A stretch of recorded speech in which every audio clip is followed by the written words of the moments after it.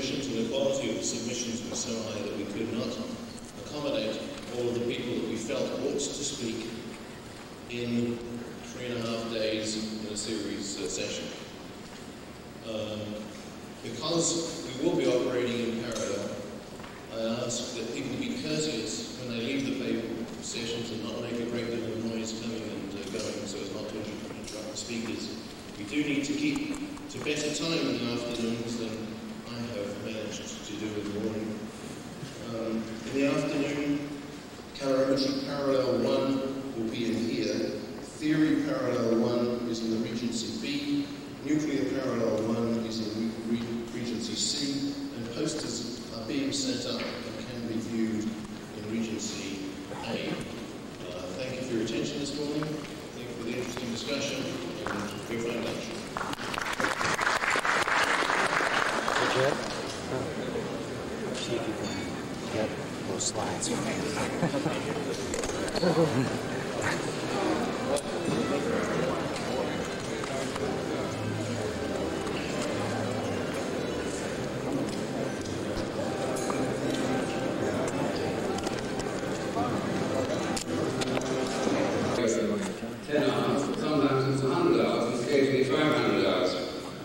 So this is the origin of the paper I'm going to give today, and it consists of two kinds of things. I'm going first of all to talk about a quite classical means of switching on, namely the pulsing situation.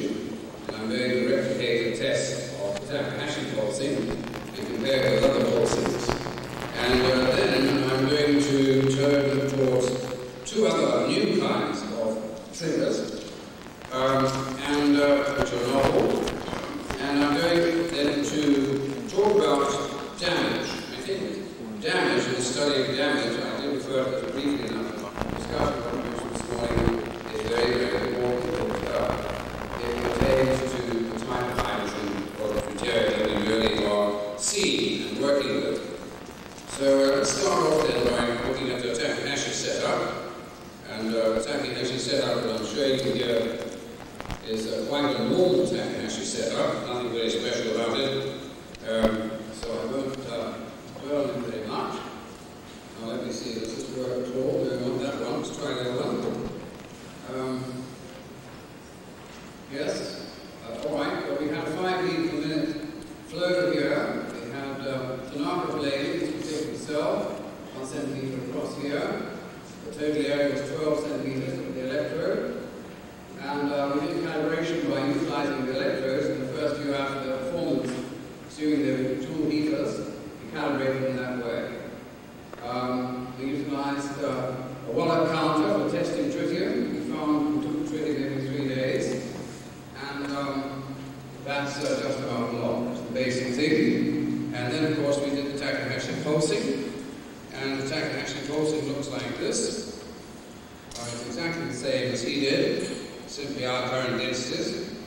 Those are the currents, and we divide by 12, you then get about 0.3 amps per square centimeter up here, and about 0.3 amps per square centimeter down here.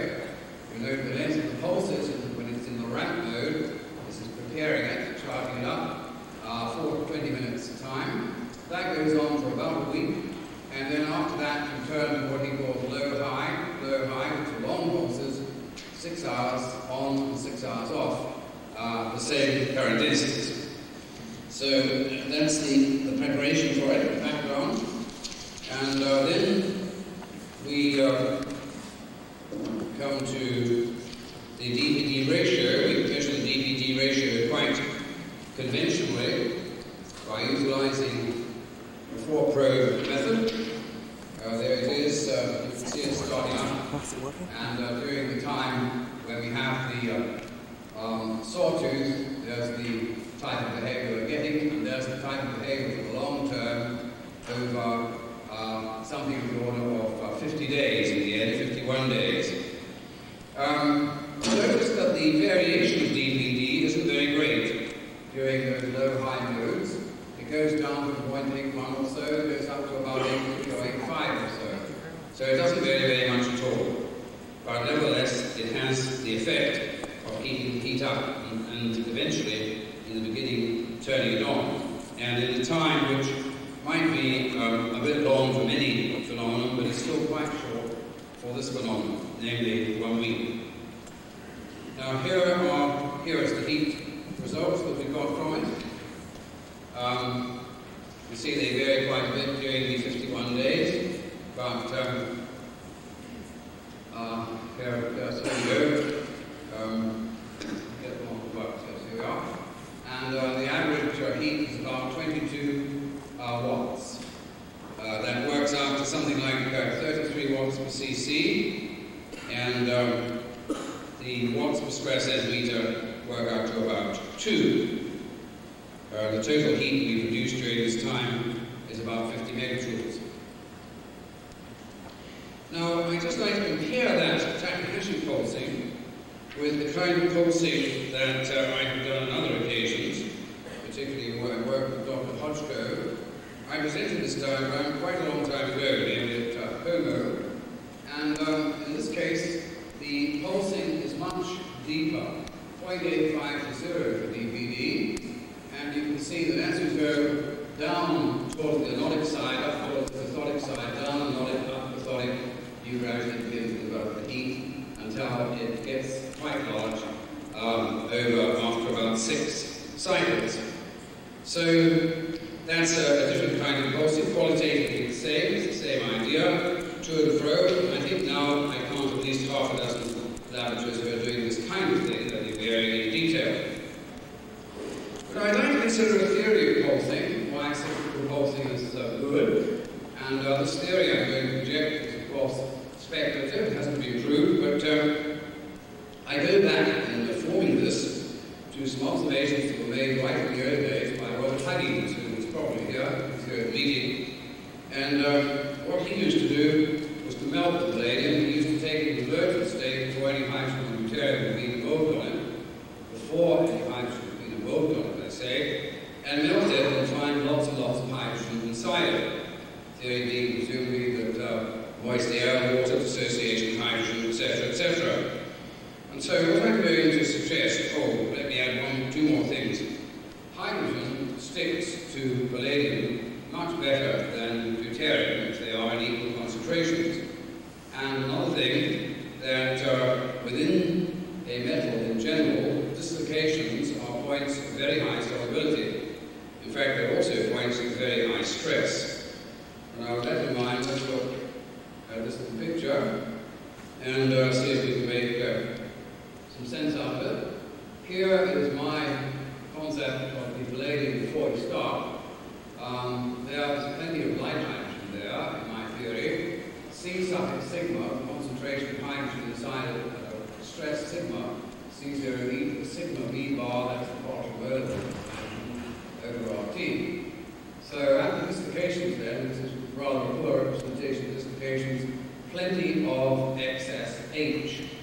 Now you start with some pulsing, and of course, heating comes as a tremendous concentration of D compared with H first, and although the H sticks much better in dislocations than D, gradually D begins to overcome the H, and finally, after X passes, and depending upon the degree of the anodization, catalyzation, all sorts of variables, you've got the dislocations fully occupied by D. I'm going to make a case as I go on that indeed is the seat of the activity. So that briefly is my concept of pulsing. It's a matter of displacing H and getting D onto the dislocations. And I should come back to all that after I've shown you these 2 other methods of stimulation. I want to be very clear about who has done all this work. It involves about 4 people, and Dr. Sundaresan, who is here right now, has been working with me on the Takahashi pulsing with heat. I'm just about to show you the second method of stimulation, which is radiofrequency stimulation. And this stems from some excellent and I think very stimulating work by Dennis Letts and Dennis Cravens, both of whom are here today. I've been dealing mainly with Letts, and insofar as it's on the same paper, and I'm sort of claiming just a tiny bit of the parent book, I must say it's 95% his.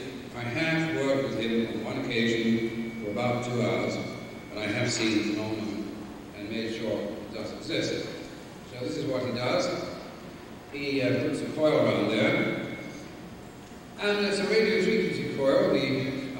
The range is 100 to 1,000 megacycles. The power of the coil is up to 100 milliwatts. I have to be very careful about that figure, to 100 milliwatts, whatever watt you get out of it. Now, we've tested out the situation in light water, nothing. Deuterium oxide at low DPD, nothing. But when you get up to 0.8, and when you are in D2O, then you do trigger off a heat. And this heat is a few watts. Now, of course, just how many watts depends on all sorts of things, including the electrode area, which in this case is about 1.5 or 2.5 square centimeters. But there you are. And the great thing about it is, and the very most important critical thing is, that it passes through a maximum at critical frequencies, which are roughly 81, 365, and 533 megacycles. So here is a few watts being produced then as a result of stimulation by this radio frequency. Everybody to whom I've said this before, I've tried it out on several physicists, has immediately jumped on it and started to draw circuits of radio frequency heating, and I'd like to meet that head on. The impedance of a radio frequency circuit, it involves R, that's 1 over omega C minus omega L. But you can really neglect the R is the R of that wire, and it's completely trivial. And so it's largely 1 over omega C minus 1 over minus omega L. When they're equal, the impedance is 0, power surges. Now, that frequency is 67 megahertz. So let's forget it as far as this is concerned. These are quite different frequencies, nothing happens in separate D2O, etc., etc. So it is a real effect, that's what I want to say. Now, what's the theory of that effect? Well, here I'm simply transferring to you a Let's theory. I think it's reasonable to call it a Let's effect, the whole thing. And what I'm saying here comes from him, however, it seems to me very reasonable, and I have discussed it with other colleagues too. He starts out, of course, NMR used to have, obviously used to have a magnetic field, and he starts out with a radiating magnetic field in the following way. He says, this is very vital for the whole of my presentation tomorrow, there must be hydrogenic atom.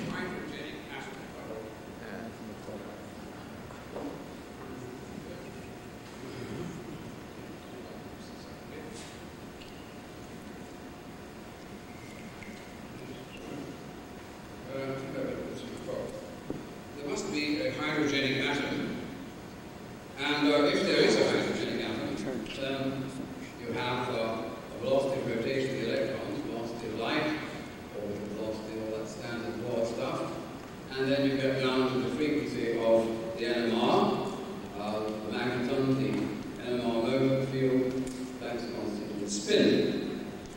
And now, here's the thing that I find very impressive, that when you work that out, it does really come almost exactly to those three frequencies. And I have it down there at the end. The calculating frequency 81.9 megahertz, 365.6 megahertz, and 533.68, absolutely on the button. Now, the fact that we've got a remarkable agreement, theory and experiment for the actual value of those maxima, doesn't yet, of course, explain where you get 2 or 3 watts from, putting in, say, 60 milliwatts. And we've been zooming around the wires and the college station and sectors in general for the last couple of weeks, trying to get a consensus of what we could say about this. I'm afraid we didn't make it. We do have some ideas, particularly Mr. Letts has some ideas about this, but we couldn't get our physics colleagues to agree with them and to, as it were, quote, allow us, unquote, to present them, perhaps a little bit too much. But there's a nuclear effect there, because the amount of energy we're getting is too much to explain in a chemical way. Incidentally, there's a spin constant, or spin thickness, of course, the penetration of the RF. And at these frequencies, it's about 0.01 millimeters, or 10 microns. So if you calculate the number of deuterium atoms involved, it comes to about 10 to the 19 atoms, which is electrode. that's the beginning of a fact that you need if you have an idea about how to explain the heat itself. But I think that one very, very important fact comes out of this, which resonates too much with what I'm going to say. You've got to have a hydrogenic atom. Of course, that's not an E+. See a little discussion contribution I made this morning. Now, hold on. Works is to come, as it were. The third means of triggering, I'm not too sure that you've seen something like this before, is magnetic. If you have a field, this is Letts and Dennis Craig, originated this and brought this to me, and I have not seen this work, but I have such a considerable agreement of description between the two men who work in different laboratories that I believe it. 200 Gauss measured between the poles. The current is 0.1 amps. D2O and 0.85. It works. Other things don't work. I'll show you what works means in a moment, but just before I get to what works means, I want to show you the picture of the other one, the neodymium magnet for 800 Gauss. And as you put those on, you do get two effects which seem to be, and this is not yet a properly parametric result, roughly proportional to the magnetic field. So the most important thing to realize about that is that nothing's moving. You see, that's the difficult thing when we start thinking of theory. When you put on magnetic stimulation, you only really got the current moving the neutrons, the protons, whatever they are, in and out, and the other things. No movement in the magnetic field, and therefore no force. This phenomenon is far less well established than the other. I think the other is an established phenomenon, something like data on 44 different experiments, but with the magnetic stuff, it's in an earlier stage. All right, well, so we've talked about some of the resonance contributions to my lab, and the contributions that I, as it were, hiked in from Dennis Letts and Craig. So now I'd like to go to some other work that my graduate student, Mr. Mineski, has been doing. He's turned up at the past two conferences in Spirit and contributed something to them. He's shown you earlier at Como and Nagoya about mechanisms of penetration of deuterium, and now he's been working on damage. Damage has come in and out of these sessions. Occasionally people talk about damage, and they usually talk about cracking, which I think is an advanced form of damage. But what I'm talking about here, and all I shall show you in the next 6 or 7 pictures, is damage inside the electrode. And the way he did it was to take HCl, H2O3, nitric acid, hydrochloric acid, aqua regia, and dissolve the palladium. He saw at no time, and he went up to 600 hours, damage on the surface. No time that he observed even at 1 amp per square centimeter and 600 hours. Any changes to the surface. But as he went down, at 800 angstroms per minute, he stopped at 2,000, 4,000, up to 10,000 angstroms and took pictures, some of which, there are hundreds of them, I'm going to show you maybe 5 or 6, are quite informative. The first thing to say, when I say surface, by the way, I mean surface inside, it's not the apparent surface. This one, for example, happens to be a micron deep. First thing to say is, no damage under 0.35 voltage. Very low current density, say 10 milliamps per square centimeter, no damage. But another way of saying that is that whenever the overvoltage exceeds 0.35, which is a relatively low voltage, we got damage, and that's one rather elementary form of damage. It has several characteristics. The first is that it's vaguely hexagonal. You'll see as I show you pictures with many more hexagons on them, but that's not just a coincidence. These hexagons develop. They're great boundary affairs, and you can find in very modern books of metallurgy corrosion that there are calculations that show they are long great boundaries. There's a recent book by Tudery on metallurgical properties, which goes into the hexagons in some detail. But now also, I don't know if you can see these, I'm trying to point the spot at them, there. There are little black holes. And I think that we're becoming rather familiar with those little black holes, people come and say, there are little black holes. And the question is, what are they? And I think that there are two ideas I'd entertain as an art form. One idea is that they are some kind of sites of nuclear reactivity. Now, in favour of that is the fact that they're smooth sites. The sides are smooth, if you look at them in a much larger magnification. So, of course, smooth sides may be melting. They're about 2,000 angstroms across. And are they those sites? Another possibility is that they are potholes for deuterium escaping. But I don't think that's so likely, because there's actually no deuterium escaping to the surface, and I'm not too sure that the holes would appear as diffused through the metal. Well, of course, now, the effect of over-potential was that damage. The one on the left is the same one that I just showed you. As you can see, if you've got -0.5 in the waters, there's lots and lots of black holes, many more of them, and you can see also replication of this vaguely anyway of the hexagons here and everywhere. They are typically damaged at this stage. But when you really let the thing rip and go to -1 volt, which probably means 3 amps per square centimetre, something like that in our setup, you see it's the eruptions of real damage, as you might call it. The surface has been destroyed. Again, remember this is deep within the palladium. It's the surface that might gone deep, say, and that is what is happening. So we have to be very careful when we think. I think so many of us think of an ideal lattice inside D plus is actually about nothing like that at all. Most of us are working at 0.9 or 1 volt over. These are the kind of things that are relevant.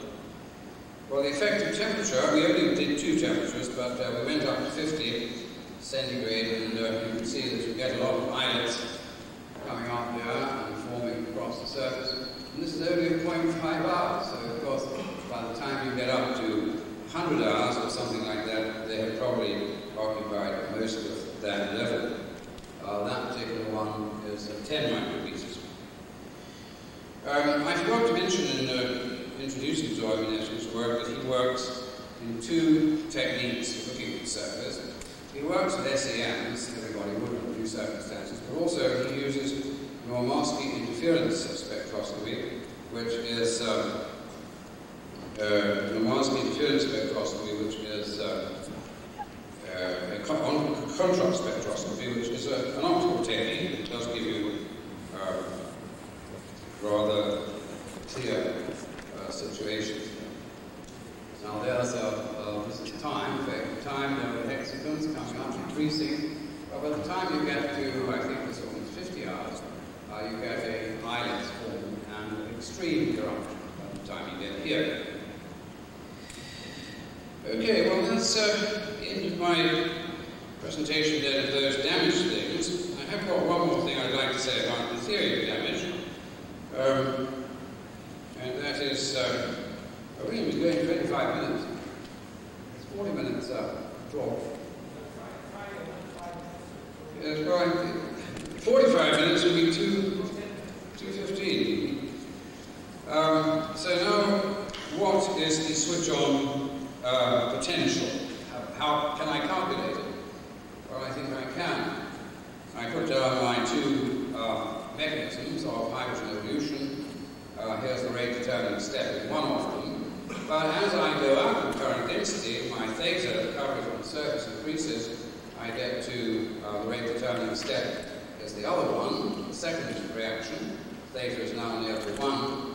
And I can now equate the fugacity, the spreading pressure, to an equation which I have introduced here, which is in the books, which is the equation for spreading pressure in terms of surface tension, Young's modulus, and the length of the original void, which always takes about 1,000 angstroms. And you see, if you take the second mechanism, 0.3 comes out, and the first damage was 0.7. And I think that's a fairly good time. And you can see the sudden change from the 2 mechanisms, from low fugacity to high fugacity. And I think that's an indication. We really do understand why the damage begins. All right, well, I do have rather punchline for the talk, just about to come, Ed. The second thing I want to say, I've already said the hydrogenic atom. Now, what's the evidence for the charge on D+? There's very little relevant to our work. There's quite a lot of very low DPDs. I won't go into how this is done. It's fairly well known. You do the diffusion coefficient, you do the mobility using the Einstein equation. I published a bit on this myself some years back. As you get over towards DPD 0.8, 0.85, the charge, I think, goes down. But the main thing I want to say about the charge going down is that I believe that most of the D that's relevant to us is not in the lattice, but in the imperfections and the defects. I believe, corresponding to my theory of pulsing, that it's at the dislocations. Now, if it is at the dislocations, then what is called the Legat-Bayen point, or difficulty to split. Those are the distances between DPD and a normal lattice. And you see it's quite hopeless. You never get sufficiently close to DD at the Legat-Bayen point. But of course, if the active hydrogens on the dislocations absorb, it's quite a different matter. It's not a lattice at all. So now I've got two pinpoints. I've got no Coulomb barrier. They're adsorbed atoms. And I've got them very close together. Let's see if it solves that difficulty about the fact that switch-on time and saturation time are so very different. Well, here's the time that it takes to saturate 10 microns, assuming that D is 10 to the minus 7, or 10 to the minus 8, or 10 to the minus 9, because Baranowski gets to 10 to the minus 9 high DPDs. And you see, either it's a totally trivial time, a few seconds, or perhaps 10 seconds, or perhaps 100 seconds. But we all know that switch-on times are days. So what's happening? I think it's damage. I think it's critical damage giving critical numbers of dislocations. Damage gives dislocations, right? And as the dislocations mount, you get into a situation in which you at last can have enough D atomic, enough D atomic absorbed to make the phenomenon work. Lastly, how will this affect two of the main modern theories? And how will it explain sporadicity? Well, the two I'd like to quote to you, according to the modern theories, the ones in the last year or two, Hagelstein's virtual neutron model.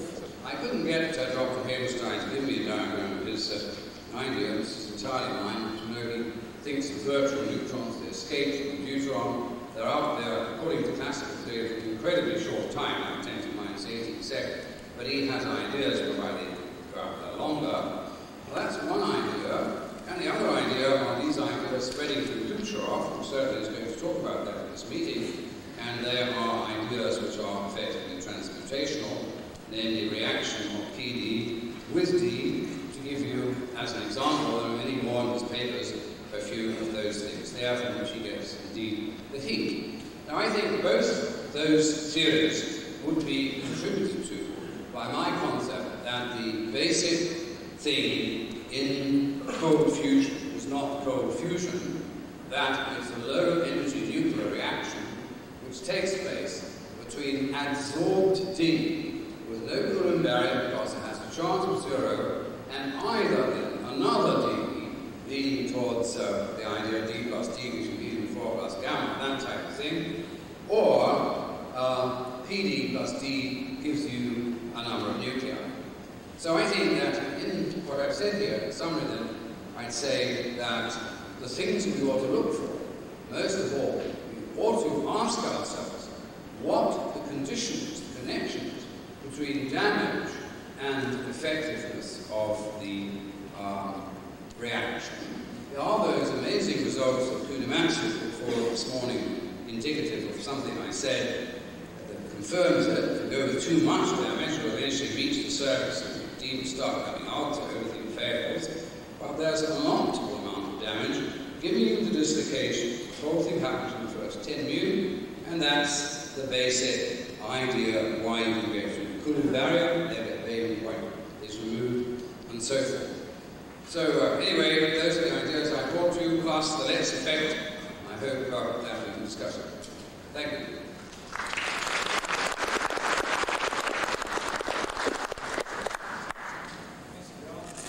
Before the questions, I have a brief announcement. Inevitable has happened. You found it? Okay, brief announcements. Please, questions? What was it? Progress. The 10-5 gauze that allowed the NMR calculation of 81.290 megacycles. Where did the 10-5 gauze come from? Where did the what? The 10-5 gauze. Oh, that came out of the calculation I gave at the top. E squared over R, D over C. The concept is that there's a rotating electron, it's a hydrogenic atom, and the concept is that that electron scores a field of Newtons. That's why I need the hydrogenic atom.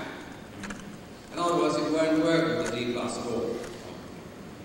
It was the beginning of my thought that an absorbed atom is important. In the case of the static magnetic field, was that oriented predominantly perpendicular to the surface of the electrode, or was it? Yes. It was. The electrode is like that, yes. The magnetic field coming back. That's an interesting thing because deuterium, of course, is a spin 1 entity, and so preferentially perpendicular, if you have it like that, that's where you could get coupling to a spin 0 state, which would be the helium-4 state. An additional comment, though, concerning what you say about damage and the relevance of atomic DD interacting. Yeah. People know that you form D2 molecules. You know, I mean, there's much more to the Coulomb barrier than to say that you have electrons in there effectively lowering the charge and getting a DD reaction. The other thing is, with regard to what Peter Hagelstein has said, and this is an important point, because I do think damage is relevant. Peter Hagelstein's model presumes the existence of a lattice. And a crystalline lattice has important implications for introducing a lot of the degeneracies that do seem to be present and making these kinds of reactions possible. So I put it to you that the absorbed atom itself, in itself, is an incomplete description, but the presence of damage, I do agree, could be very important in terms of understanding what's going on. Well, I think the thing that led me to what I might call a pan-damage theory, which I haven't suggested before, was, of course, the Lex effect. I need hydrogenic atoms. And then I thought of how I would get hydrogenic atoms. I realized that I had done this work in which I've shown that absorption at dislocations is very much more than absorption on normal situations. You've got a greatly enhanced concentration. So I saw this as overcoming the distance apart effect. Now I've got them close together, and I've got them atomic, and I've got the Coulomb barrier removed. Yeah, but the point is that just the presence of the electrons doesn't overcome the barrier, because the electrons move very fast and move all around and tend to equilibrate so that you get sort of the remnant of it. Yes, they're a kind of super screening. Yes, that's right. But I do think, you know, what is accentuating things here is the presence of the lattice. And of course, as you know, we believe that there are ion advanced states which completely change the problem. Yeah, I know your theory. So perhaps we can carry this discussion on later. Do we have a question? Okay. About the damage due to overvoltage, did you try to correlate the limit value of overvoltage before damaging with metallurgical properties and Jeffreet limiting value? No. You see, the properties of the lattice come into that expression 16/3 gamma L over small l. So that insofar as I might have two pieces of palladium which differed in some way, that would express itself in different Young's modulus. Now, what I did was to look up Young's modulus in the handbook and get a Young's modulus, a typical Young's modulus of polycrystalline palladium, but Young's modulus of some stressed or annealed palladium. No, I haven't done that, but I think it would be expressible with the same kind of formula. There's one assumption, remember, in my theory. I assumed that the initial basic voids present in any metal were about 1,000 angstrom, and that had to be a parameter in my theory. Let's have one more question and then we'll move on.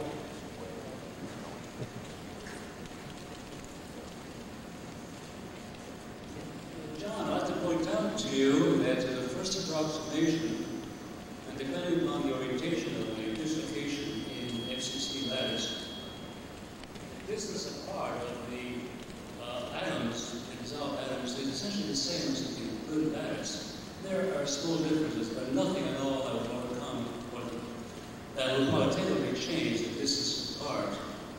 So I'm more familiar with the case of DCC iron, where the maximum number per lattice plane threaded by an justification to the 3 atoms, and they occupy effectively interstitial positions, which distance apart is about the same as the normal lattice. Yes, my point is that at the dislocation edge, you have a very large enhanced stress, and it's that stress I'm relying upon to decrease the distance apart, plus the fact that actually you have an orientation of what I might call MD, as the metal bond oscillating, so that as they are in close proximity, you will get situations where moments when they come nearer, they will be fixed in the lattice. I certainly don't agree that the situation is just as in the lattice, because in the lattice you have only hydrostatic pressure and no particular reason why anything should be compressed together. I'm relying on this theory that dislocations produce stress, and the formula that you know very well, very few people do, but in so fact as that stress is there, the local solubility is enhanced.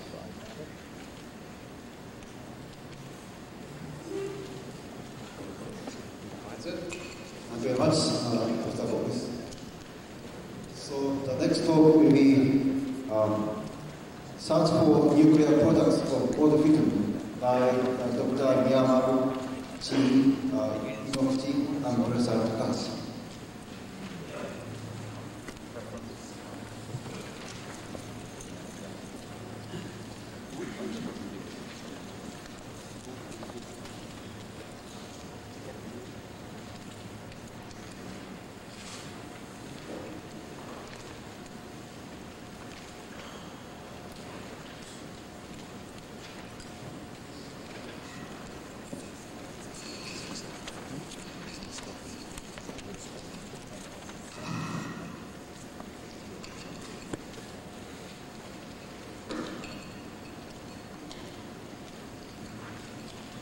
My name is Hiroki Miyama, Osaka University.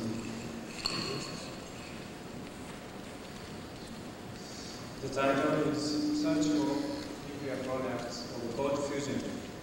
At first, my presentation is not calorimetry, almost nuclear products. In the recent studies, excess heat generation has been reported in many laboratories. However, the origin of excess heat has not been clarified yet. Especially, the excess heat is based on the neutron-nuclear fusion reaction. Quite large amount of neutrons must be emitted. However, such experimental records have not been submitted.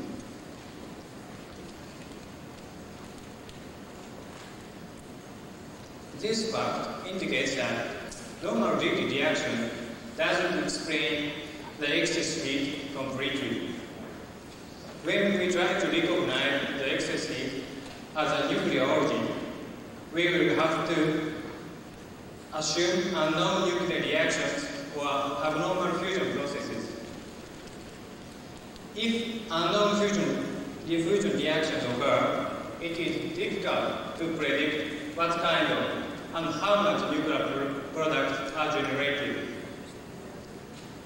For these reasons, simultaneous detection of nuclear products is required to clarify the evidence of nuclear reaction.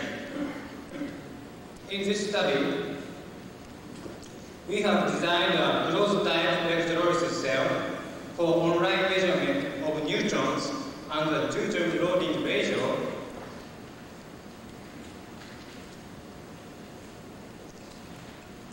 and analyzing helium after experiment.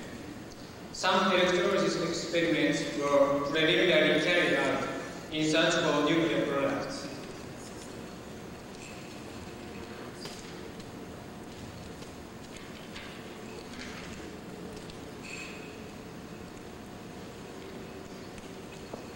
This figure shows an illustration of a total measurement system. Ordinarily, the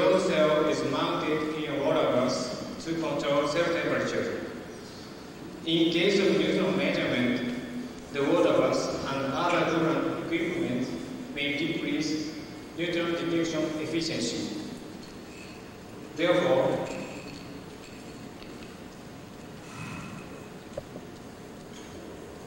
we changed our system as indicated in this figure.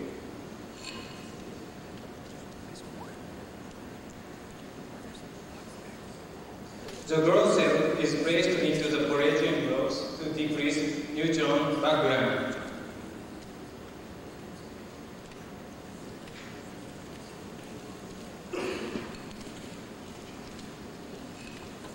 Please look at these photographs that show the appearance of our neutron measurement system. You can see electronic circuit modules for pulse shape discrimination at the front, and palladium blocks set as a neutron shield at its back, and closed cell and the detector are placed into the palladium blocks. All data analysis are achieved with a computer.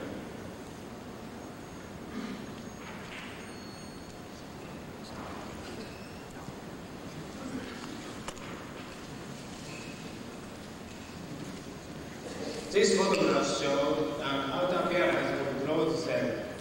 The cell body is made of stainless steel, and all joint parts from metal steel to minimize electrolysis gas diffusion.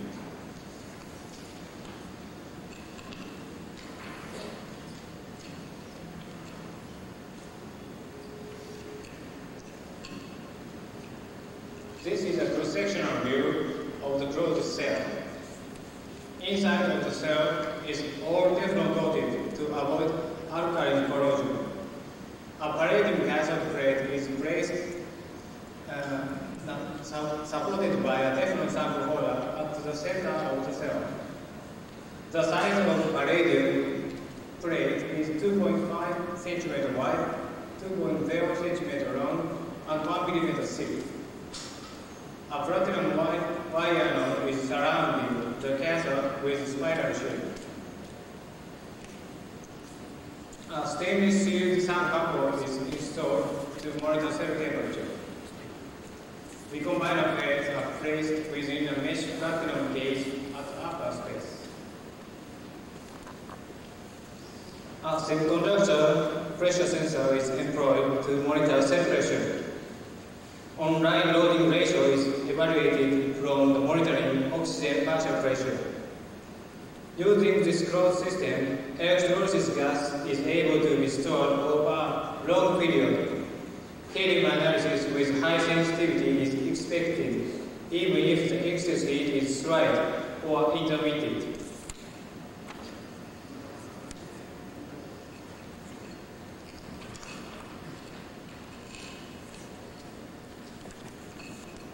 This is an overview of a high-resolution quantum mass spectrometer. After each experiment, electrolysis gas is installed from the cell to a vacuum chamber.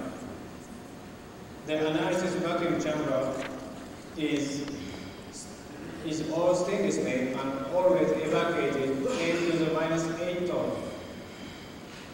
The influence of helium contamination or leakage are negligible. We always check background before analysis.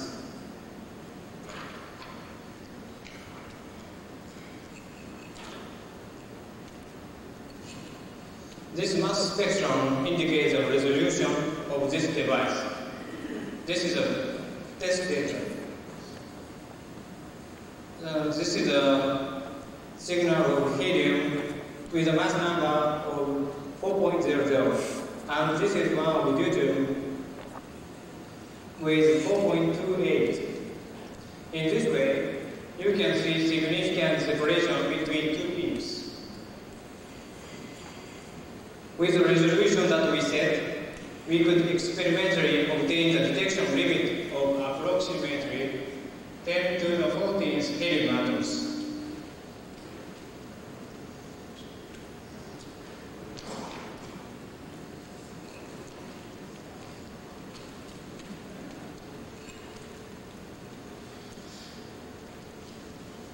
This diagram indicates a neutron measurement system. A first neutron detector NE213 with 15-inch diameter was used in this study. A pulse-shaped discrimination technique were carried out to eliminate gamma ray signal of background. Time dependence of neutron counts and energy spectrum were checked all the time. Before starting our experiments, we estimated the detection limit of our measurement system.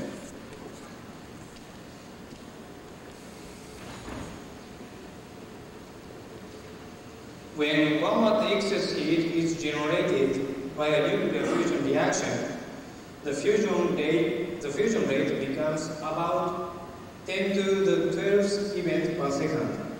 In this time, neutron and helium-3 are produced with the same rate of 10 to the 12th atoms per second, as far as considering normal peak reaction. In concern with helium detection, we need about 10 to the 14th helium atoms. Then, about 100 joule excess heat as a total amount is required to overcome the detection limit of our system. Even if unknown nuclear fusion occurs, nuclear energy release level will be less than 50 million electron volt per one fusion. So the reaction rate will be about 10 to the 11th events per second with 1 watt excess level. In this case, some nuclear products such as helium-4 or tritium will come out with the same rate. As far as neutron detection, we will be able to find the signal easily, even if the reaction rate drops 10 order below.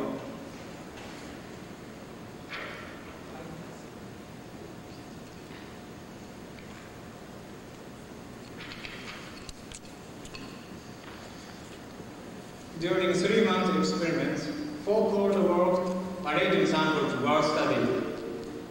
All palladium samples were supplied by Tanaka Kizo Company. One palladium grade has a hardness of approximately 300 Vickers hardness. Other 3 samples have 150.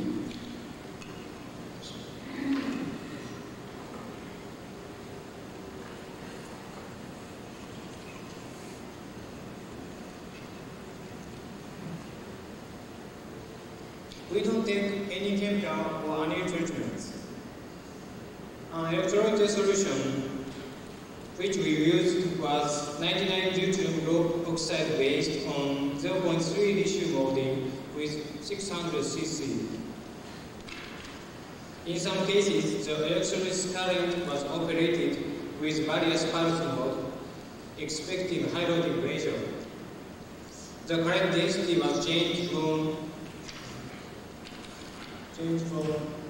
32 milliamps per centimeter to 640 milliamps per centimeter.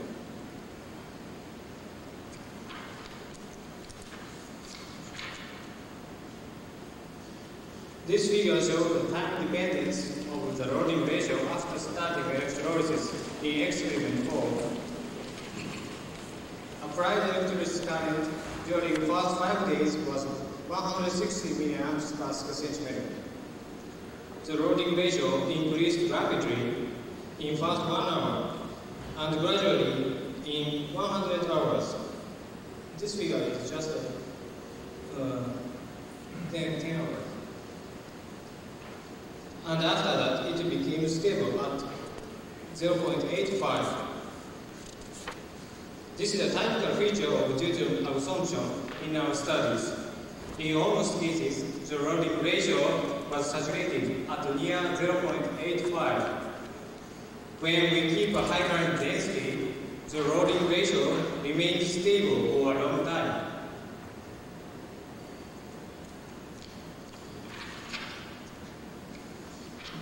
This graph is continued from the previous one. In this time, we started to apply pulse mode current like this pattern. However, when the pulse mode current was applied, the loading ratio gradually decreased like in this figure. Finally, the loading ratio decreased from 0.85 to 0.72. In case of hard palladium plate, almost same tendency was presented. Although we attempted various pulse patterns to achieve high loading ratio, we couldn't reach up to 0.85.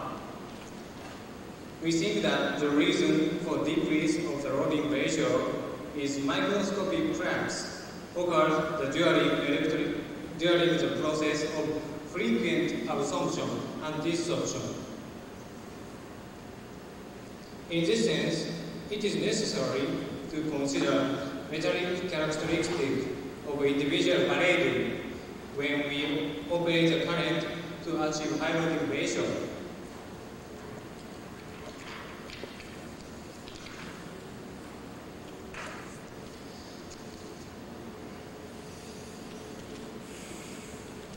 This table shows the result of helium analysis about 4 samples.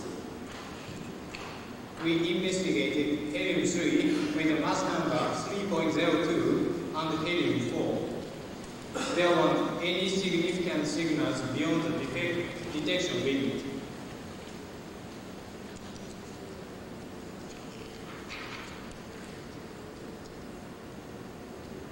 This is a mass spectrum of helium-3. We couldn't find a helium peak. This result shows the amount of helium generation during electrolysis was less than 10 to the 14th helium atoms.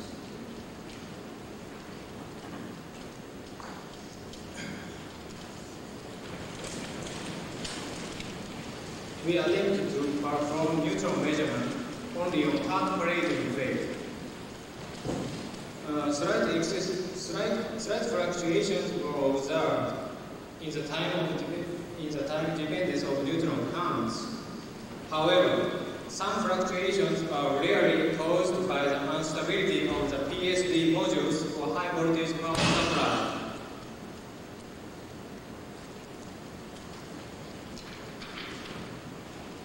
Here, you can see a recoil proton spectrum of the detector. Neutron spectrum is obtained by a deconvolution analysis of this spectrum, but we can roughly observe the feature of the neutron energy spectrum. Solid line is the energy spectrum obtained during electrolysis, and broken line is the long background. We could not find any neutron emission by comparing these two spectra.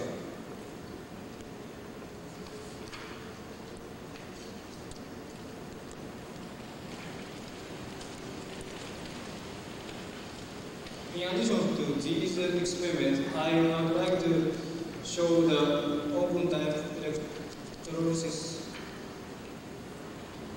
open type experiment, but I don't have much time. So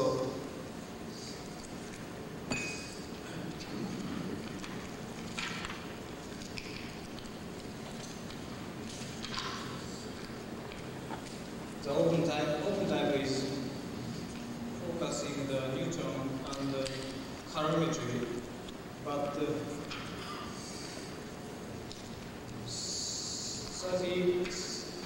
30 days experiment,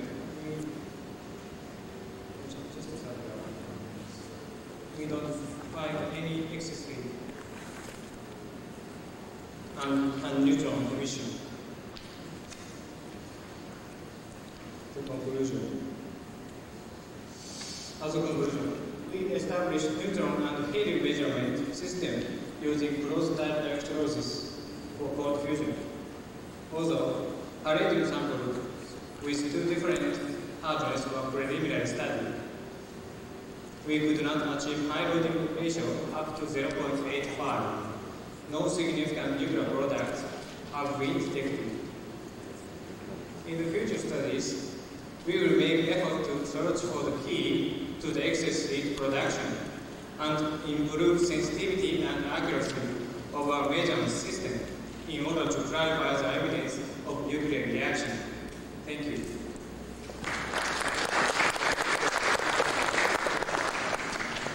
Thank you. I think we have time for one short question.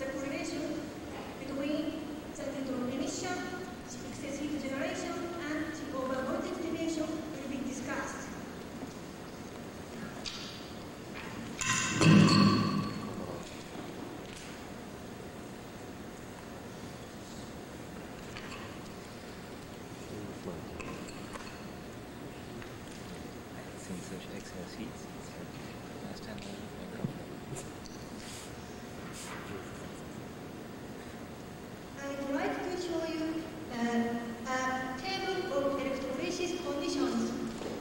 We established 5 brands consisting of 4 foreground brands and 1 background brand. To compare the different phenomena occur in heavy water and light water, foreground brands were performed in heavy water with glacial oil, and one background brand was performed in light water with glacial oil. The cathode size was 1.0 times 10.0 times 25 times square millimeters. And reloading of deuterium was performed by a sawtooth mode electrophoresis recommended by Professor Takahashi. And high-low pulse mode current electrophoresis was done for electrophoresis.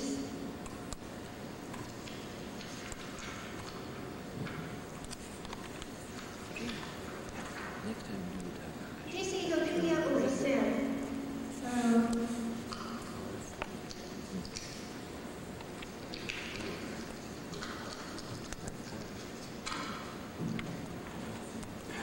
This is a radial plate cathode, and it is surrounded by platinum wire anode. 3 couples were placed around the electrodes like this, and the other 2 couples were placed in the inlet and outlet point of the coolant. The coolant was run out with sufficient quantity at the constant room temperature.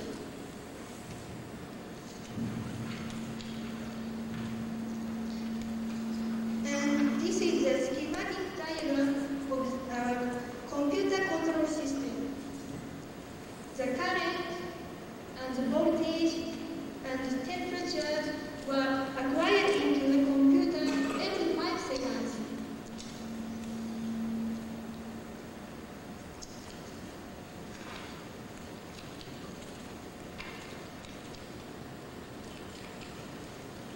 And this is a computer control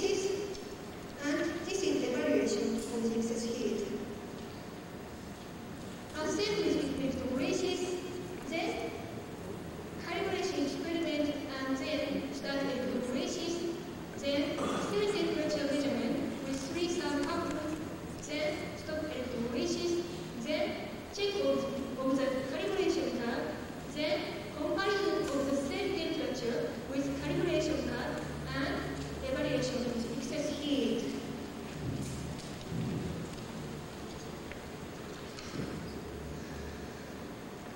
The procedure is the method as was employed by Professor Takahashi.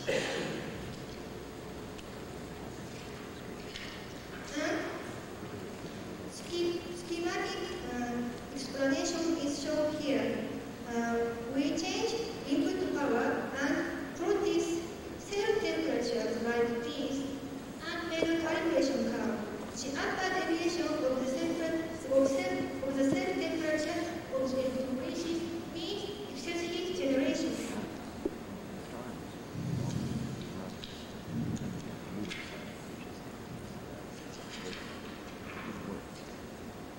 This is a typical example in the case of non-excess heat generation.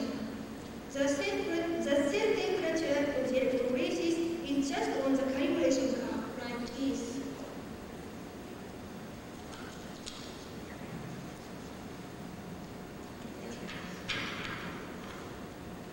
On the other hand, in run number 3, the cell temperature gives upper deviations from calibration curve, and we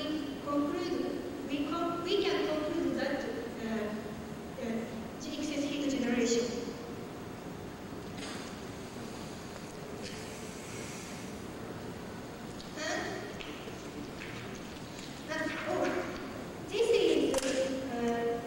This is the average temperature from the three subcouples, and the cell temperatures are shown separately for each subcouple. The same deviations are given for each subcouple, and it means high reliability. And the nearer the subcouple is from the electrodes, the greater the upper deviation is. You can see in this figure.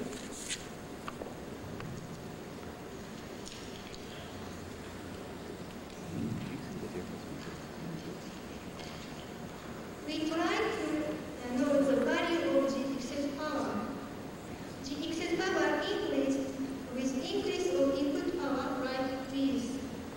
The maximum excess power was 7 watts and 19% of the input power. Strong. And next, I would like to talk about the correlation between neutron emission and excess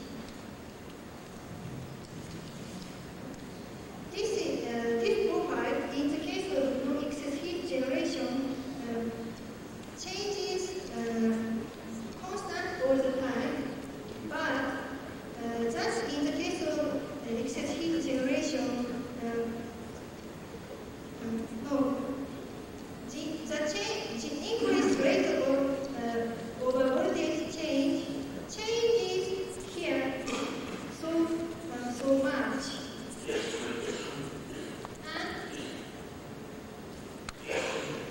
And it shows that the increased rate changes here.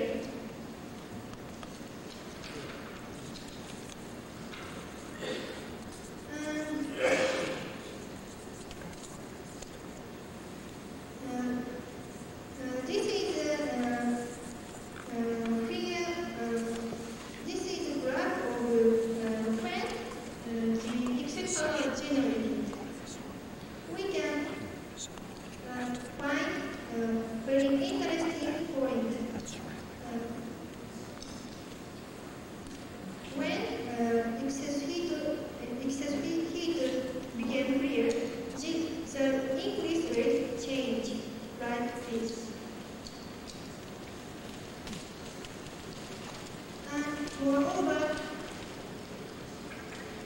the initial value in the case of excess heat generation is much greater than that in the case of non-excess heat generation. Based on these facts described above, I can say the following points as a conclusion.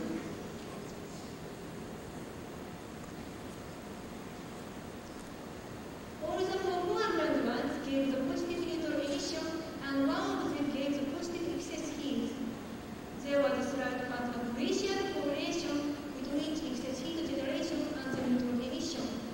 Excess heat increased with increase of the input power. It took 120 hours for excess heat to become clear via the statistical error. At the same point, the increased rate of the overvoltage of the cell changed. The initial value of the overvoltage in the case of excess heat generation was significantly larger than that in the case of non-excess heat generation. In addition, Professor Makoto Okamoto will have a presentation on the reason for the overvoltage change. Thank you.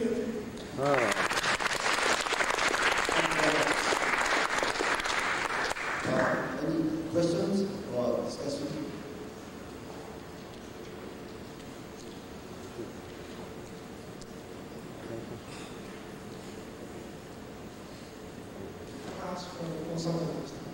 I have just a short comment about the neutron spectrum you have shown.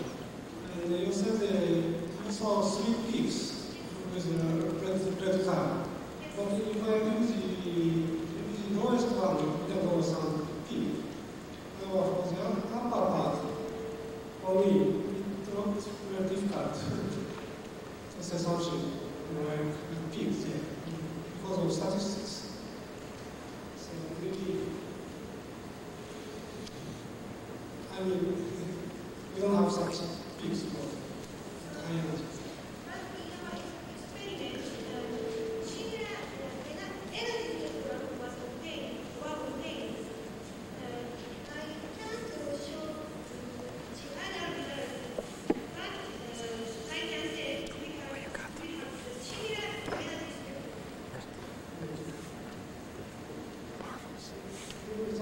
You have some high energy components. In my opinion, that's not a peak because some relation of statistics. You have only 3 points in it. So it's difficult to say you have peaks. And also, using a correlation between neutron emission and excess heat evolution. And again, the statistics of neutron emission is still poor. Not only 3 points in it. Still hard to say correlations. And we need further experiment. Thank you very much. So next lecture will be given by Dr. Stokes, but I would like to inform you some change in the program. The program number C25, which is missing in the US version of the program, will be given after Dr. Stone's talk during the coffee break. So please remember this change. We have another one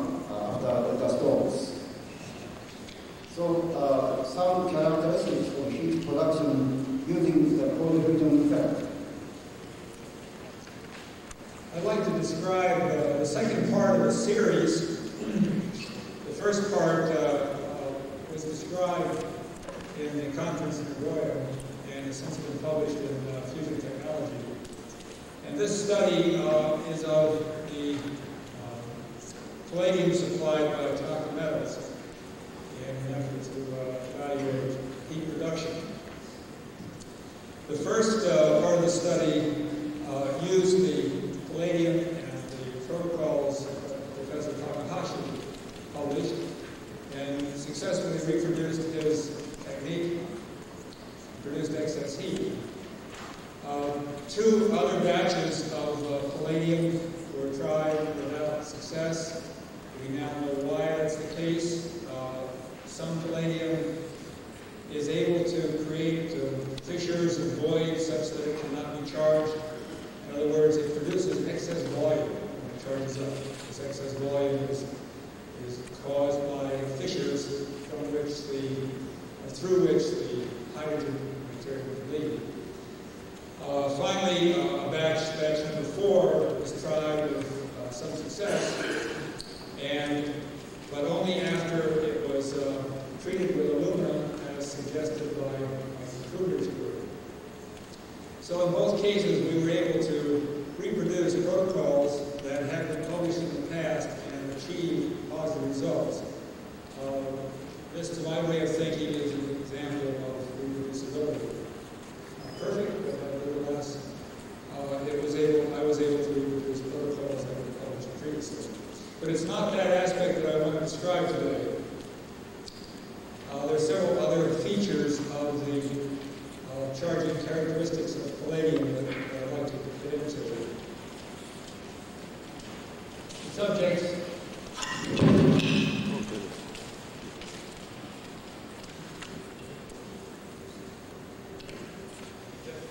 see why people are having trouble. The effect of current density on excess power production, I'd like to discuss. That's been discussed this morning in some detail in showing similar characteristics to what I will show. Effective temperature on excess power production. Everyone knows that increasing the temperature will cause an increase in excess power, but this is the first quantitative evidence for it. And location within the cell where excess power is produced.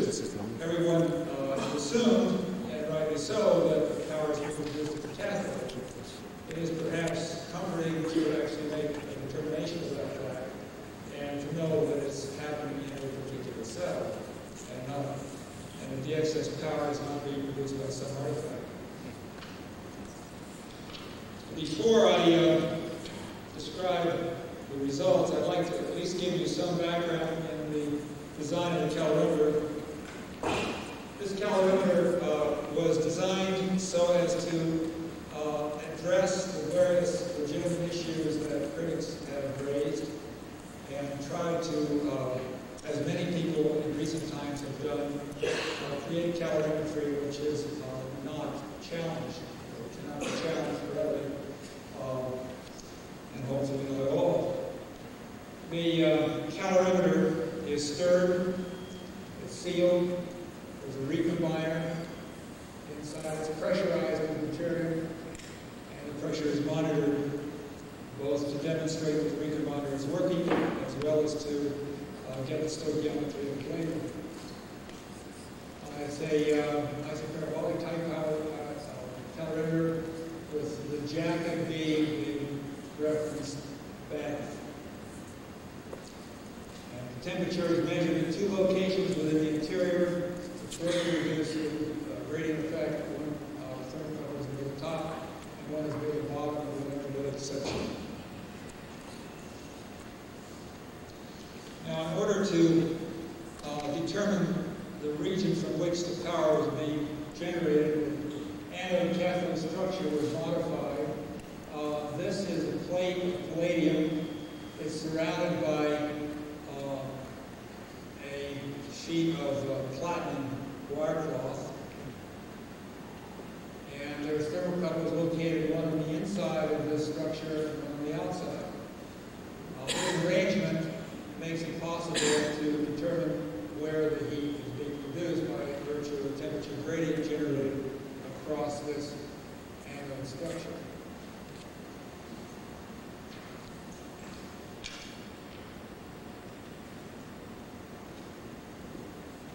This shows the difference in temperature between the inner thermocouple and the outer, rather than the reverse of that, the difference between the outer and the inner,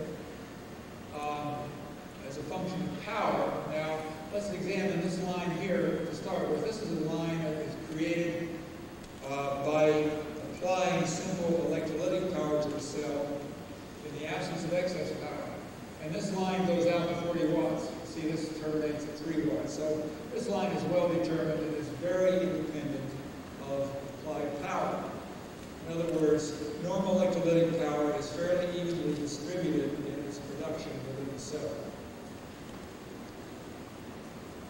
This little temperature offset here, you'd expect it to be 0 instead of 0.25. That's just because of slight calibration errors in the thermocouple. We're looking at relative effects, not absolute effects here. When excess power is being produced, then the effect of the excess power on this temperature difference is quite dramatic.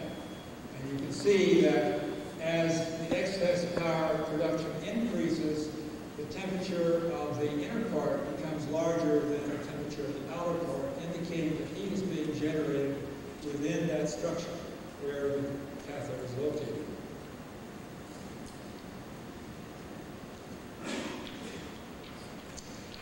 Well, let's go to the next subject. This is the effect of current density, applied current density, on the excess power density. This is in watts per square centimeter, amps per square centimeter, in contrast to the convention used by some people where this is in watts per cubic centimeter. I've compared my results, which are the open squares here. Heavy black line tries to represent this, to some of the other work that was published earlier. There's quite a bit more now since I made this slide, but you can see that there is a general tendency for an onset to occur somewhere around 0.1 to 0.15 amps per square centimeter. This seems to be the region that many people observe. However, it is not a universal constant. Earlier work that we did, the onset was at 0.35, way up here. And some of the work we've seen today also shows a variation in this onset. Aside from the implications that this means in terms of what it takes to get to the necessary stoichiometry, the most important implication to reproducibility is simply that if you happen to have a piece of palladium that is perfectly fine and could generate excess heat, and for whatever reason choose not to apply a sufficient current to it, you will not get any excess heat. So you might keep that in mind when you try to reproduce this effect, to be sure that you explore the full range of current densities.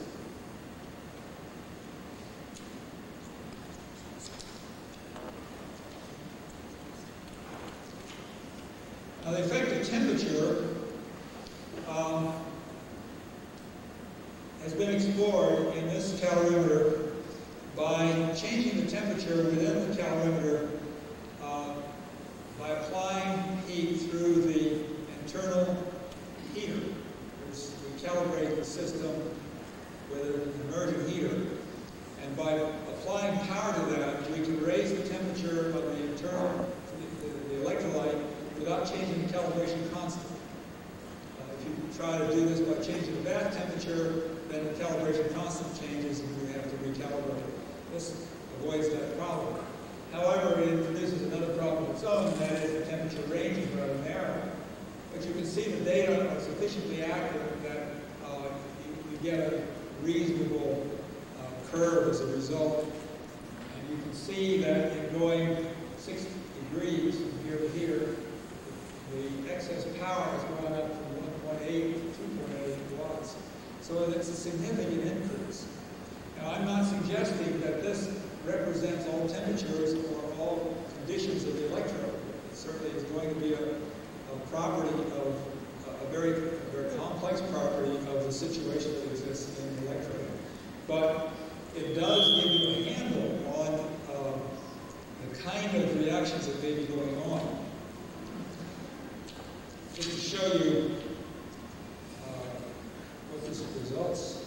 results in something useful.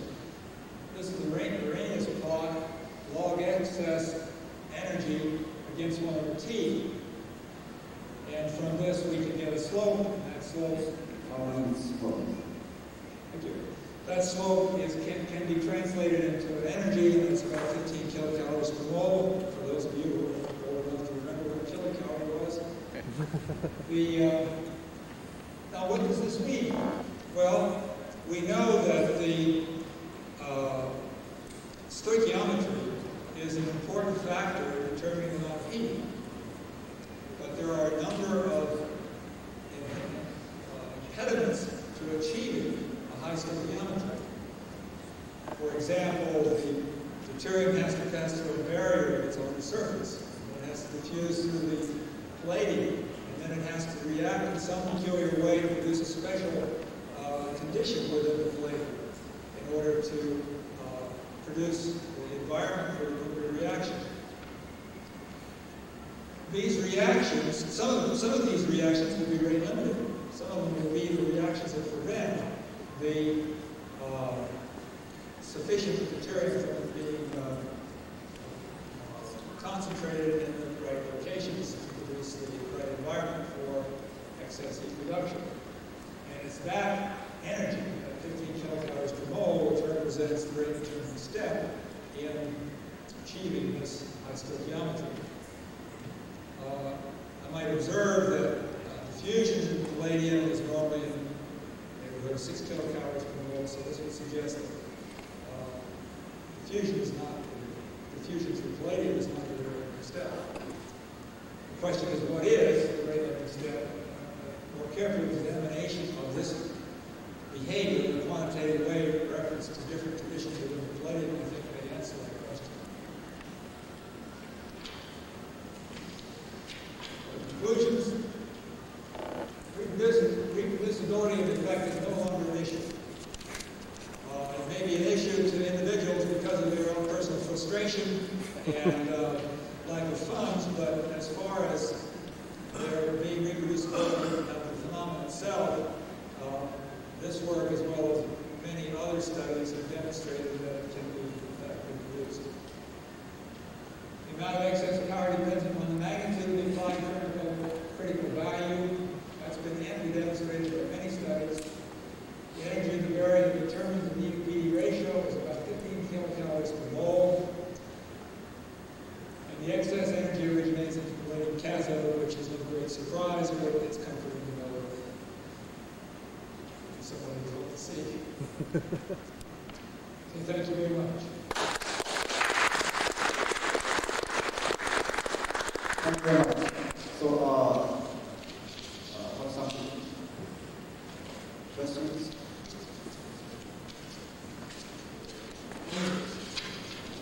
Can I make a brief question? When you present the temperature dependence of excess heat, are there the data for constant current density? Yes, the current is held constant at about 1.8 amperes through the cell, and the applied power to the internal heater is changed so as to change the temperature. I see. So you are changing the loading ratio probably. Probably. In fact, decreasing when you are going to higher temperature. It probably is decreasing, however, the power is going up. So there's some other factor that wants to Thank you very much. So we are going to have another talk during the coffee break by Professor Aoki, Kurata, Ebihara on study of concentrations of helium and tritium in electric cells with excess heat generation from Tokyo University.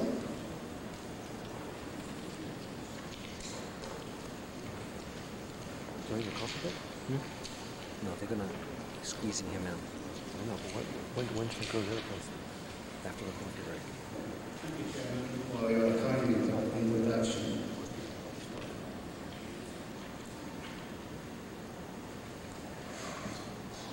The title was Study of Concentrations of Helium and Tritium in Electrolytic Cells with Excess Heat Generation.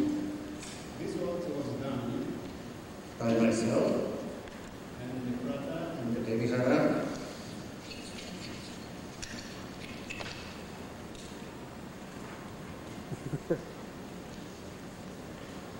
Excuse me, and Yoshikawa.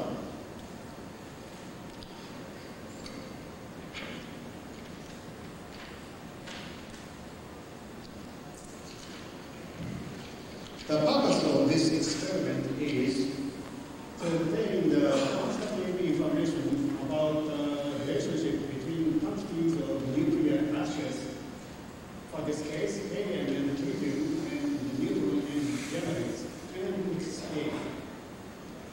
To do that, we need an introduction of factor F nuclear ash, which was defined by amount of excess heat released by the nuclear reactions relevant to the ashes divided by amount of excess heat. If F equal 1, excess heat is generated by nuclear reactions. If F equals 0, excess heat is not generated by the reaction.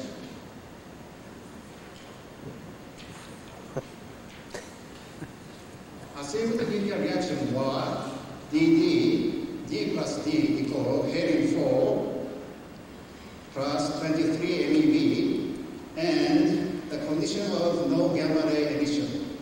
And D plus D equal tritium-3 plus proton plus 4 MeV.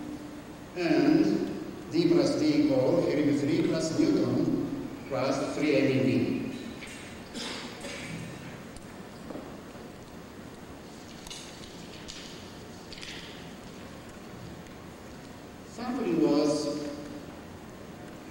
Sampling and detection were made for a softly closed symmetric system under electrolysis. System was consist of closed colorimetric cells here.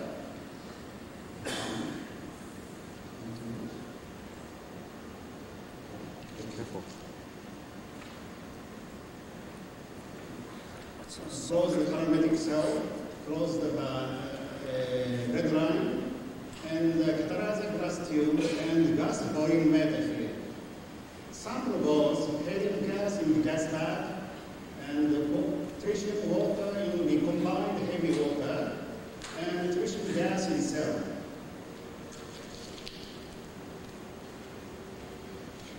However, these cells are still running, therefore helium and tritium are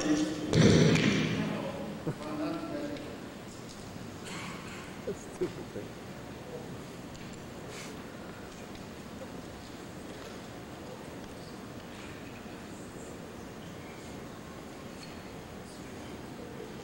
That's dead.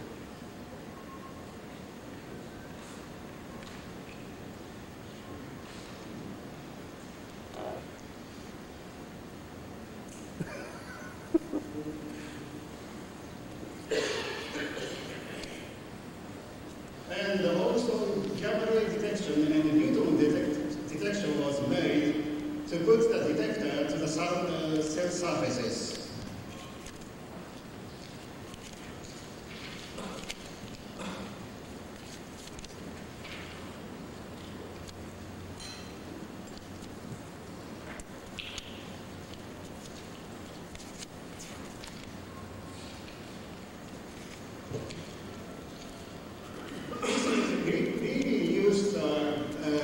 Softly closed colorimetric cells.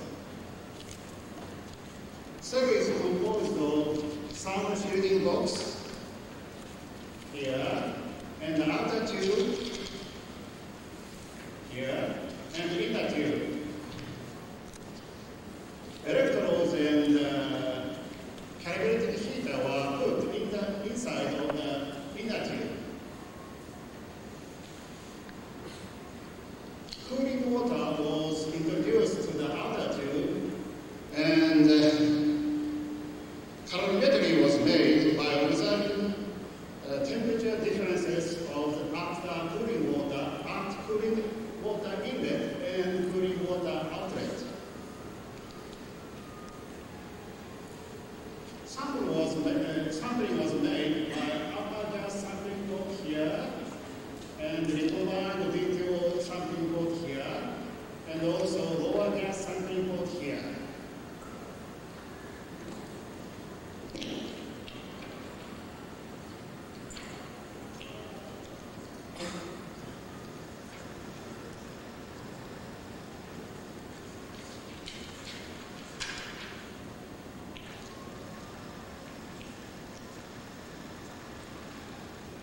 Cells were made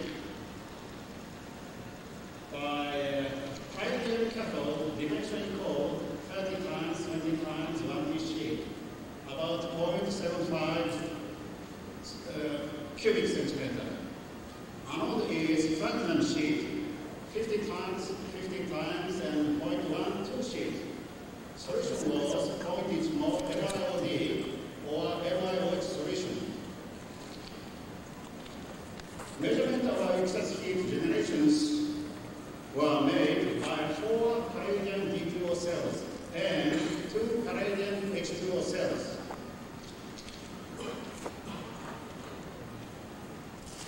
All D2O cells show the excess heat generation, and 2 to 12 watt at 0.5 amperes per centimeter, and a big heat pulse 90 watt for 1 hour was observed one time. However, this case, all the 2 cells did not show excess heat generation. Observed one equals 0.0 plus minus 0.5 watt at any current densities.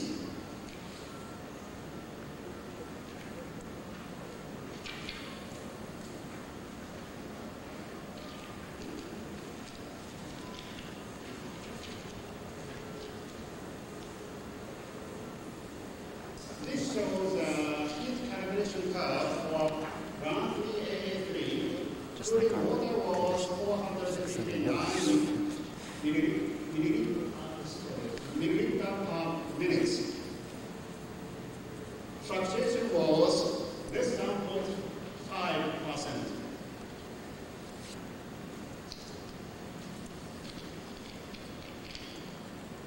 Obsessor is calibration power, JR.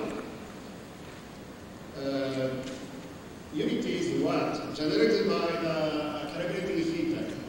Object is prices of cooling water temperature, RT.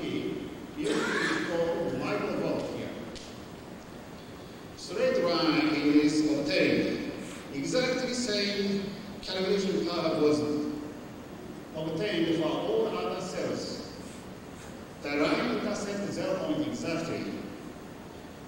Calibration error is estimated to be less than 0.5 watts. Hey Tom, wake up. He's found me. Trying to think of reasons to make this cool.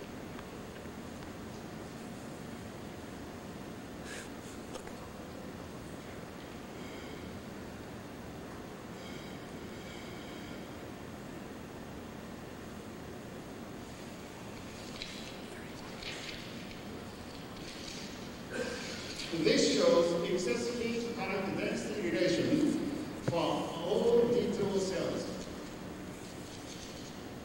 This side is current density, DI, unit called amperes per square centimeter. This side is excess heat, J excess, unit was watt. Excess heat was calculated by observed heat minus Joule heat. Using this formula, well-known formula. We can see here a threshold of about 0.18 ampere per square centimeter. Just like storms. These 2 experiments shows a small excess heat. This experiment and this experiment showed larger result. And particularly, this experiment shows a heat pulse at 0.7.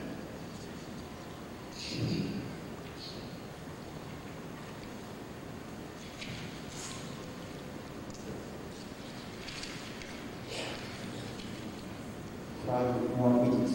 5 more minutes. All right, hurry up.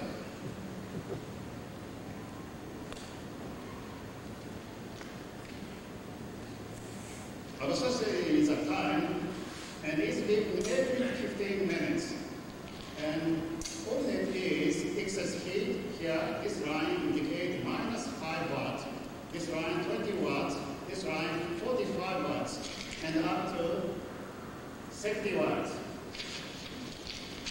Usually, we get the 26 watt, and after heat pulse, it reduced to 21 watts.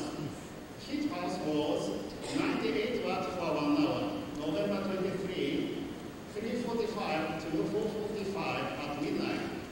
Peak power is 10 ampere, and potential is 20 volt. Power is about 200 watts.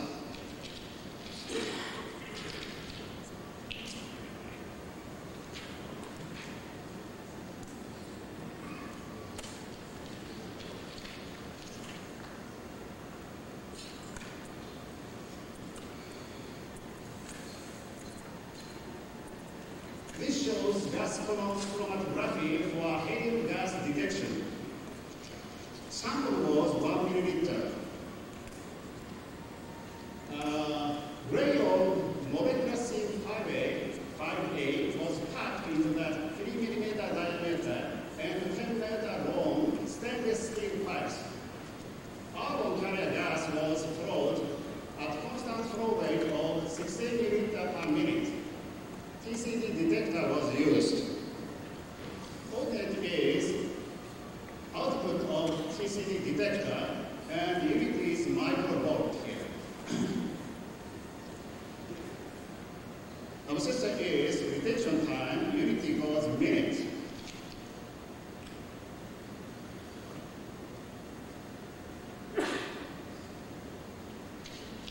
Upper side shows the photograph for D2O cell with excess heat 4.8 plus minus 0.5 watts. And we can see here helium, neon, D2, O2, and M2. Same things for H2O cell and argon as a references here. Argon, this side is enlarged scale. So air is helium, neon, the same position here. Argon is, concentration of argon is 5.2 ppm plus minus 0.3. And the result is for H2O cell is 60.1 plus minus 0.3 ppm. And D2O cell is only this with excess heat equal 0.2 ppm plus minus 0.3.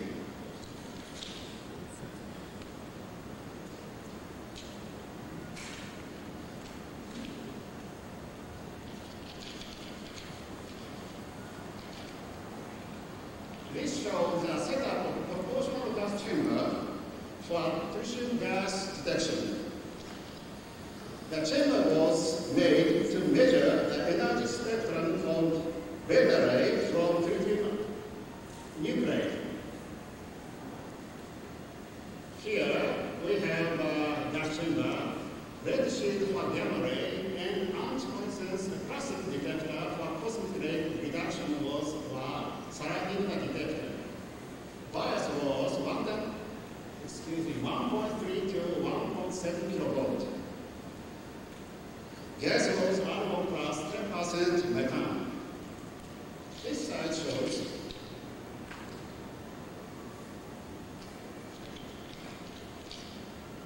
shows the energy spectra for D2O cell and 5.9 kV X-ray and expected energy spectrum of tritium gas.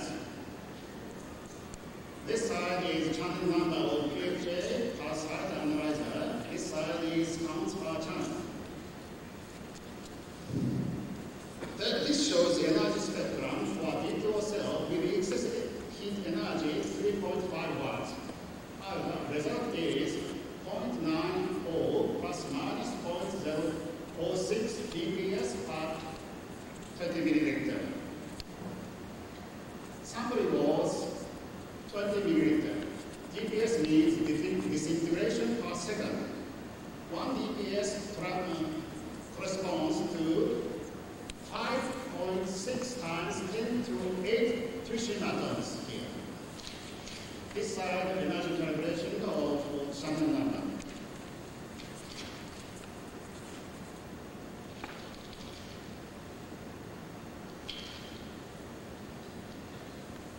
Result of the tuition detection for D2 cell with excess heat energy is 3.5 plus minus 0.5 watt equal to 0.9 plus minus 0.06. Same cell without excess heat shows 0.91 plus minus 0.6. Background is 0.84 plus minus 0.6. Therefore, net code 0.00 plus minus 0.08.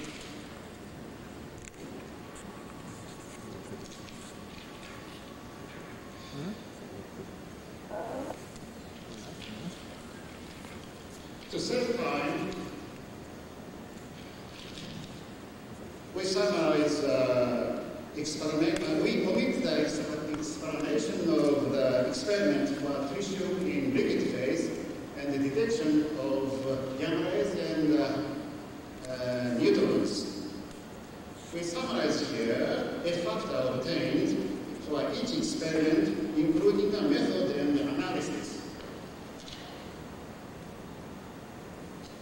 Number one, F factor for helium in gas phase equal 4 plus minus 16 times 10 to the minus 3. Sample was gas in volume meter, and detection was gas chromatographic method. Analysis was concentration of helium of D2 cell with excess energy 4.8 minus that for H2O cell without excess heat, or that for D2O cell without excess heat. Number two, factor for tissue in liquid phase equal 8 plus minus 6 times 10 to minus 10. Sample was 1 milliliter. Method was liquid filtration method. Measurement was made for D2O cell with excess energy 3.4, but for 60 days. 1 more minute. Number three, factor for attrition gas in phase is less than 1 times 10 to minus 6. Yeah?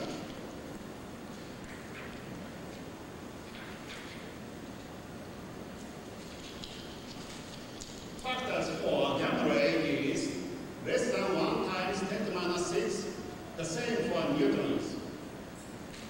Detector was germanium fission gamma ray detectors and natrium sodium iodide concentration gamma ray detectors and the helium-free slow neutron detectors and N2-130 concentration fast neutron detectors. They are put around the thermal shielding box. And analysis for the counting rate minus for D2 cell with excess energy 4.8 minus with the same cell without excess heat.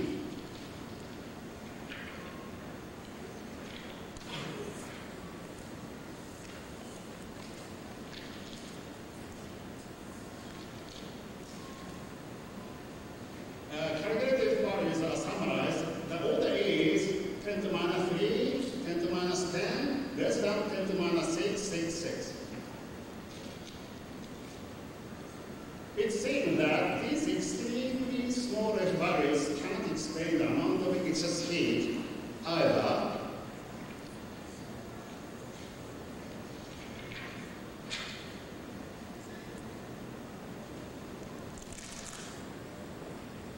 following values are missing. Factor for helium in solid phase and tritium in solid phase.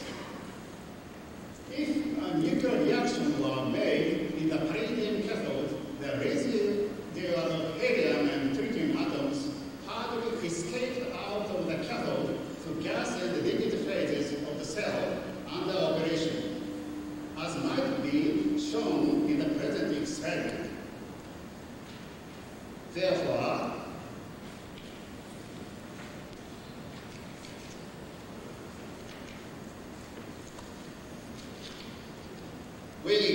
we can get the conclusion as, therefore, the small f value suggested either one, the nuclear reaction might have to occur in deep inside of the palladium cathode.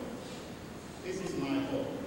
Or two, the major amount of excess heat is not match with the amount of the heat expected from nuclear reactions if reactions occurred on the cathode surface. Thank you very much.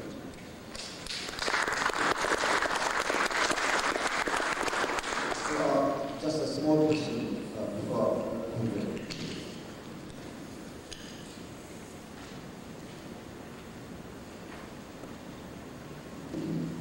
You showed the presence of neon in your gas chromatograph. Can you comment, please, on this?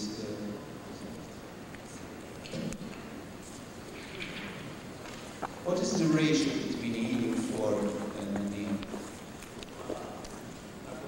The ratio is almost same for this is air as a reference, AM and neon. Okay, value is the same. And this is H2O cell with the XC shows as compared to this neon is the same. However, element is large. For this case, neon is the same. However, element is large than the standard reference air. But what is the relative quantities of helium-4 and neon? At which level you measure helium-4 and neon? At the level of ppm and ppb? I missed the presentation, so I can tell you practically.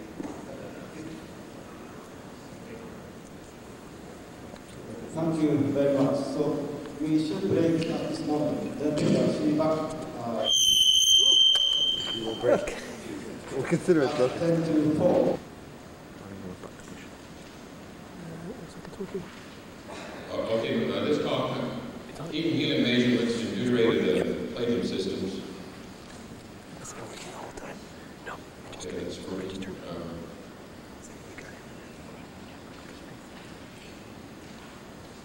this is a system we've used in the past. This is an electrochemical cell. The electrolytic gases go into a glass flask, 500 milliliters, and into a water bubbler. So it's a self-flushing system. I don't have a view graph. The main thing that we've done recently is instead of using glass flask, which has received a lot of criticism, because helium diffuses through glass, we have gone to an all-metal flask, which is shown right here. Maybe I can just show the outline there. But, these are bellow valves with Calaf seals, and then this is all stainless steel. And then after we close this off and isolate the gas in there, we flush this part out with roll off nitrogen, and then we have a metal seal up here. We tighten it down using metal seals, and so that's a double barrier to prevent atmospheric helium from getting in. This is a double seal here. And we have 4 of these, and they're all numbered, so we know exactly which one we use in each experiment.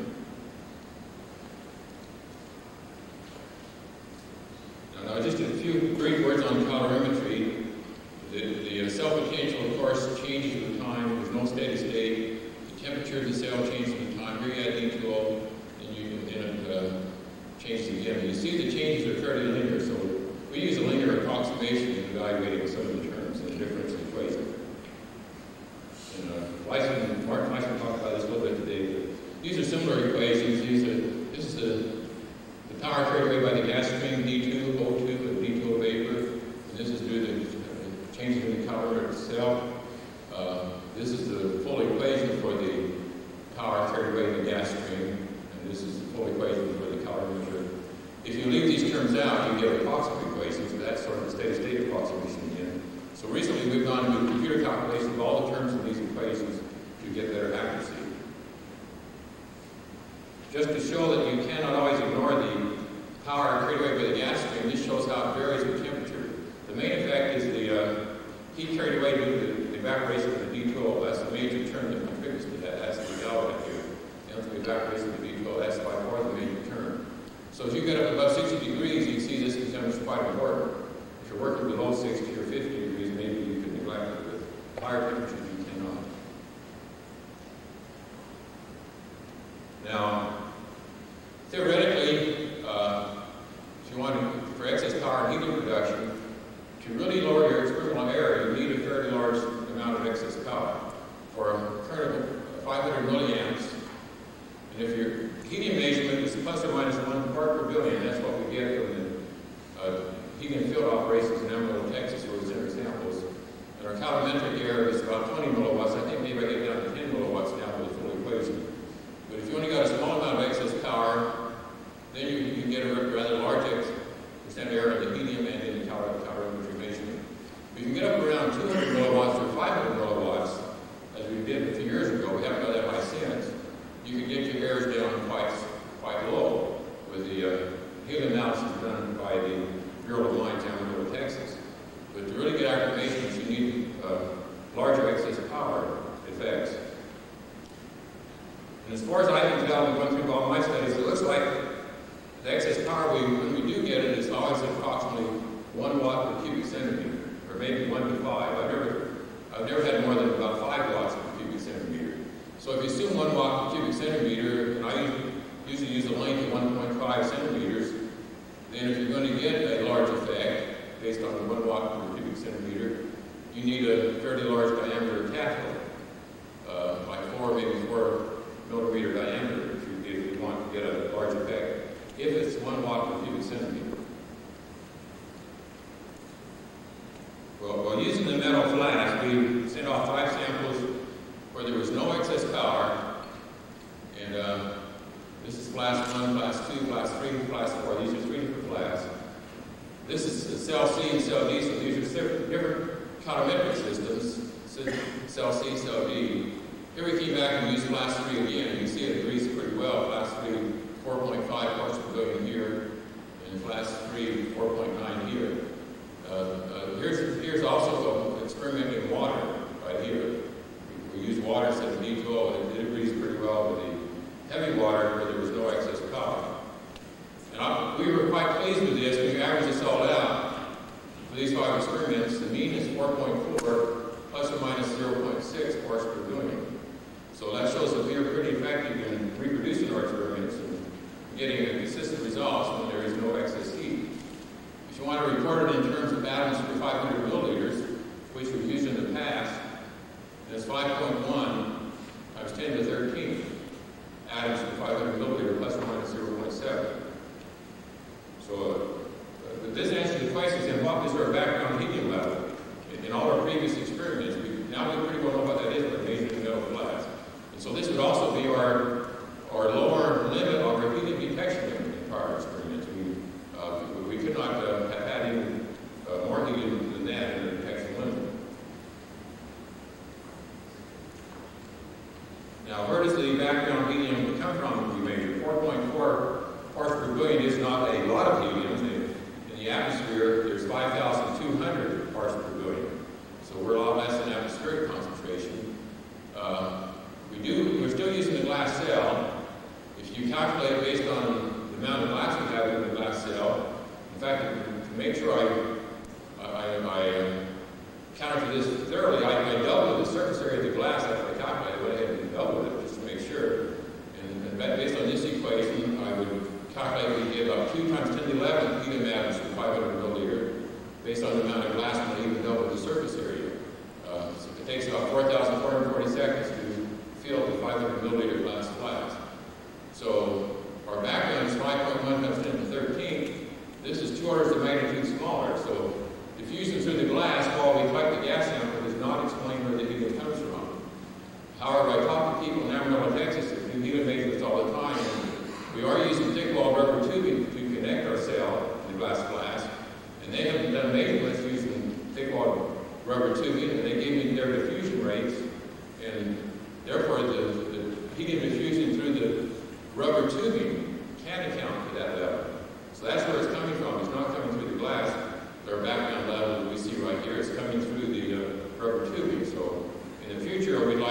eliminate the rubber tubing, use copper stainless steel tubing, and see if we can get a background level down even lower.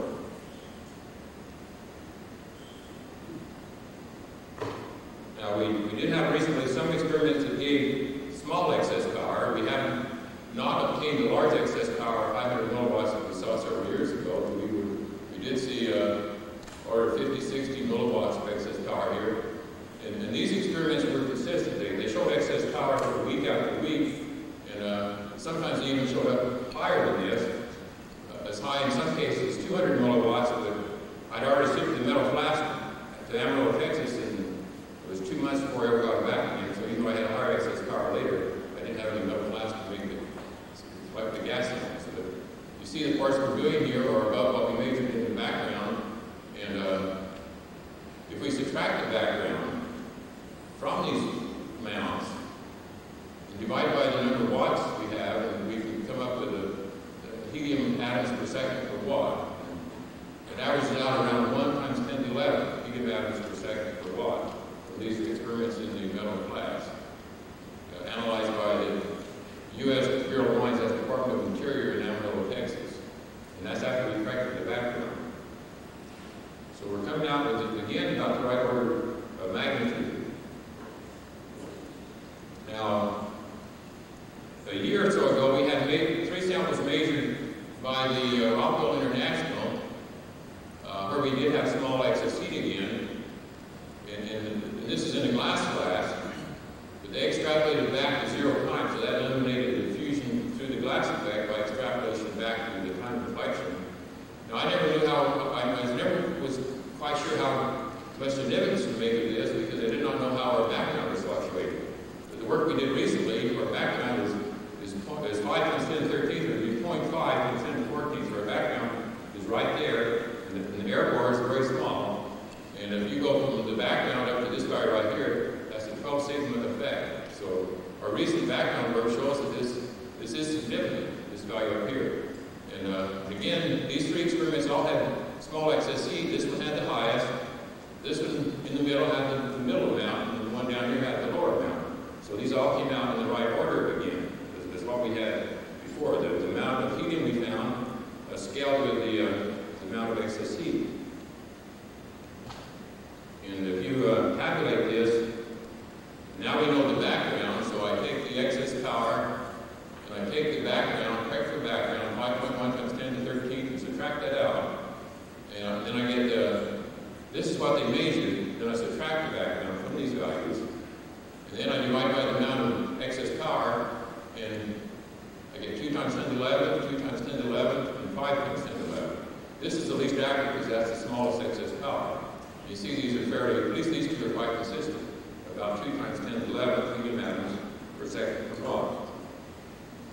One thing I want to point out, this is the most accurate helium measurement we've ever had done. This is their experimental error rate that they reported. That's about 0.1 part per billion. So their helium measurements were more accurate than even the Bureau of Mines. Just to quickly finish, these are some possible reactions.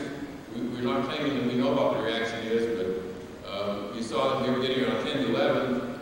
Most of these reactions do give values around 10 to 11 helium atoms per second per watt. Now, to just do a quick summary, our first helium measurements were in 1990, 1991. We used glass flasks. I figure our detection limit was about ±5 parts per billion, done by the University of Texas. We did not correct the background. We had 8 experiments that gave excess power and gave measurable helium around 10 to 11 to 10 to 12. That's about the best we can say, order of magnitude. 6 control experiments with no excess power. We did admit 1 experiment because the detail level got down below the plating. So plating was exposed. We did leave 1 out, that's true. So anyway, if you leave that one out, the probability that all happened by chance is 1/2 to the 14th power, which is a small probability. If you take the Rockville International, we only had 3 samples done there, but they did scale the more heat, the more helium, the less heat, the less helium, scale the proper order. Glass collection flask again, was corrected for helium diffusion by extrapolating back to 0 time. The best accuracy of any helium measurement that we've had reported so far, and we correct the background, section per watt. Probably that being by chances 1/2 the turret power is 1 chance in 8. So there were 7 chances out of 8 they could have proved this wrong, but it did not work out that way.